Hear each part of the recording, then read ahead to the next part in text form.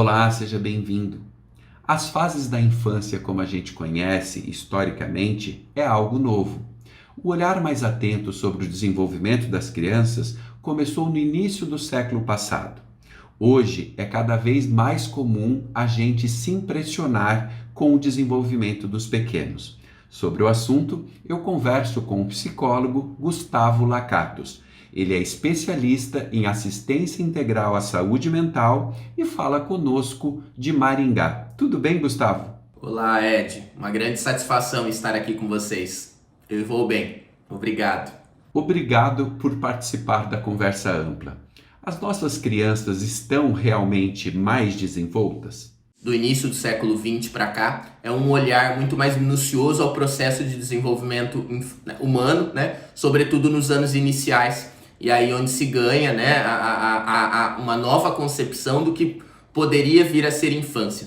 É importante a gente pensar que toda fase, que essa organização de fase do desenvolvimento, ela é uma invenção social, e a gente não está dizendo que porque é uma invenção social que ela perde o seu valor, mas é uma organização em que a sociedade, a própria ciência fez do nosso desenvolvimento, da nossa condição, desde o nosso nascimento até a nossa morte, em grupos etários, para a gente poder entender o papel social, as condições e habilidades de desenvolvimento em cada uma dessas fases, E com a infância não foi diferente, Sobretudo quando começa-se a buscar aí uma concepção de evolução humana, de fortalecimento humano, Entendeu-se que na infância, lançando um olhar sobre a infância, poderíamos adquirir aí grandes conquistas em relação a esse conjunto aí de informações, de conhecimentos, de habilidades que nós temos a respeito da infância. O que a gente vai vendo é realmente que hoje, junto com esse conhecimento,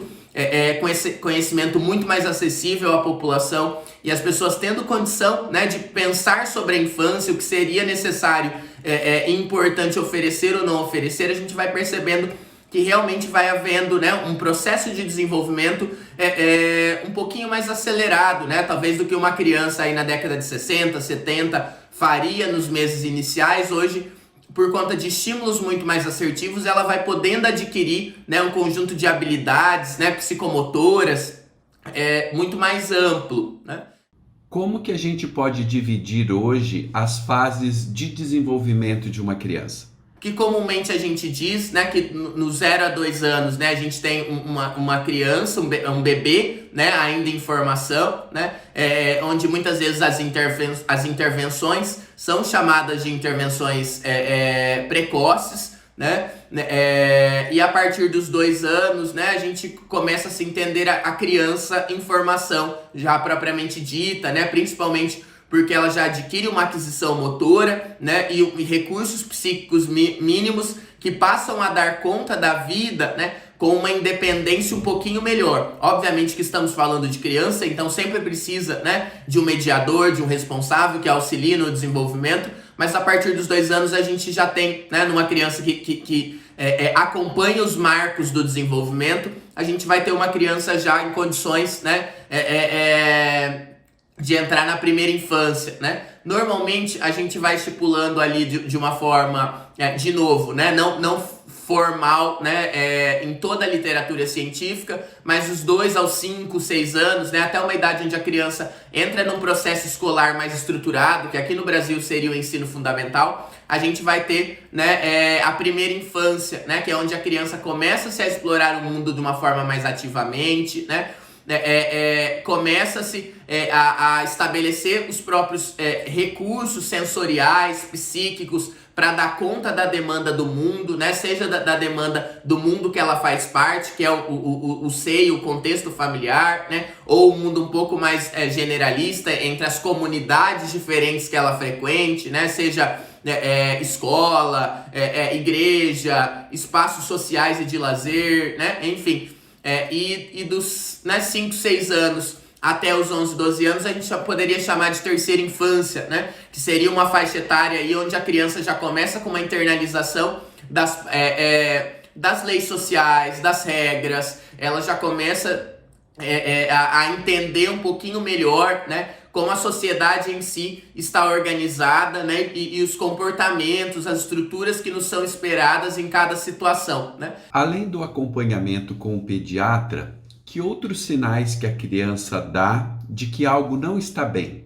Ter um pediatra, né, um profissional especializado na infância, né, como referência é extremamente importante. Primeiramente porque as famílias muitas vezes vão se adaptando, né? E às vezes, muitas vezes, por não ter referência de outras crianças, normalizando certos comportamentos, né? Ou exagerando, às vezes, na cobrança, né? De certas expectativas em relação ao desenvolvimento daquela criança. E um especialista, né, de fora sempre vai poder ter um olhar, um crivo muito mais apurado acerca desse desenvolvimento que essa criança vem ou não vem tendo, né, e das estimulações, das intervenções que vão se fazendo necessárias. Dentro dessa concepção, né, a gente tem que entender que a gente vive numa sociedade onde, embora tenha-se um arcabouço de conhecimento muito melhor sobre essa infância, a gente nunca conviveu tão pouco com criança como hoje, né? Antigamente as crianças permaneciam muito, né, no seio familiar, né, numa carga horária muito grande. E hoje, né, a rotina, sobretudo nos grandes centros, né, as demandas de trabalho, né, os estilos de vida os quais as pessoas se inserem, não nos permitem muito mais o contato com crianças como a gente tinha, né? Primeiro que as famílias são muito menos numerosas. Segundo que por conta dessas demandas, muitas vezes essas crianças estão institucionalizadas, elas estão na escola, né? Então, esse crivo, né, do que seria ou não seria esperado vem ficando cada vez mais difícil para uma população comum, né, para uma população geral que não tem o mesmo conjunto de conhecimento que talvez um especialista vai ter sobre a infância, né? Então acho que a família tem que estar muito integrada, né, ao pediatra, ao profissional responsável por acompanhar aquele desenvolvimento daquela criança e muito atenta, né, às orientações, por exemplo, da escola, né, em relação ao que comentam acerca do desenvolvimento, né, socioemocional dessa criança. Então que a família esteja sempre atenta a esse olhar, aos indicadores que a criança possa aparecer desses desconfortos ou desses desafios maiores, né? Entendendo que a escola muitas vezes é a referência, né? Por ter profissionais também especializados em infância, por ter contato com outras crianças, né? Não no intuito de querer massificar o desenvolvimento, que toda criança precisaria ou precisa estar no mesmo nível de desenvolvimento, mas entendendo que isso são referenciais, são indicadores, né, do que o meu filho, a minha filha deveria, né, ou poderia já estar fazendo nessa idade e ainda não está. Isso tudo nos dá modelos de estratégias de intervenção, né? Então, o que será que mesmo na minha brincadeira, mesmo no meu espaço em casa, livre, eu posso estar direcionando para estar brincando com essa criança e auxiliando ela no processo de desenvolvimento, né? É muito comum as pessoas mais velhas, principalmente os avós, terem aquela nostalgia e dizer que no meu tempo era assim, era assado. Até que ponto isso ajuda e atrapalha? A gente tem que ter um respeito muito grande, né, do conhecimento acumulado de outras gerações. Então, com certeza, acolhermos, né, entendemos que esse conhecimento é adquirido, né, foi formado, foi organizado numa outra geração, num outro tempo, né, e são sim válidos, né, mas com ressalvas, né, entendendo que hoje a gente não precisa muitas vezes mais ficar no campo somente do empírico, a gente tem um conjunto, né, científico de estratégias, de intervenções para cada uma das questões, né? O mundo também vem mudando, né, e muitas vezes algumas orientações, sobretudo educacionais, já não cabem mais, né? A gente já tem um conjunto de pesquisas aí que nos apontam, né? Por exemplo, o quanto estratégias de educação mais autoritárias e mais agressivas, né, prejudicam a saúde mental, né, sobretudo a longo prazo, né, deixando marcas muito negativas no desenvolvimento desse sujeito. Então, que a gente, né, consiga ter uma prática conciliadora de respeito, sim, ao acúmulo de conhecimento, né, geracional, mas também acrescentando, né, as informações, os conhecimentos científicos que hoje nos apontam, né, o que é mito e o que é verdade, muitas vezes, em relação a certas situações, a certas estratégias que a criança pode estar submetida, não é mesmo? Como fazer bom uso do tablet e do celular com as crianças?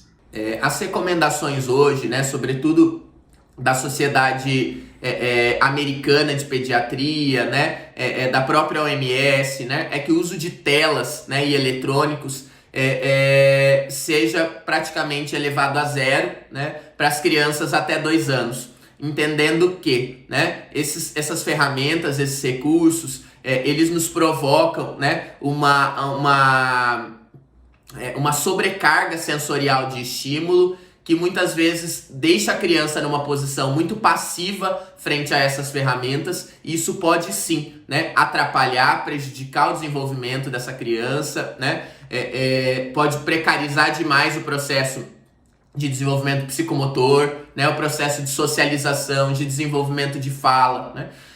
A gente sabe que esses recursos, essas ferramentas estão cada vez mais presentes na nossa vida hoje em dia, né? Mas que o adulto, né, consiga entender, né, e se disponibilizar para essa criança, para o desenvolvimento dela, e consiga realmente, né, não expô-la, né, a esse tipo de situação, a esse tipo de estratégia, muitas vezes, de cuidado, que tem que prejudica, né, num risco muito grave o desenvolvimento dessas crianças, né?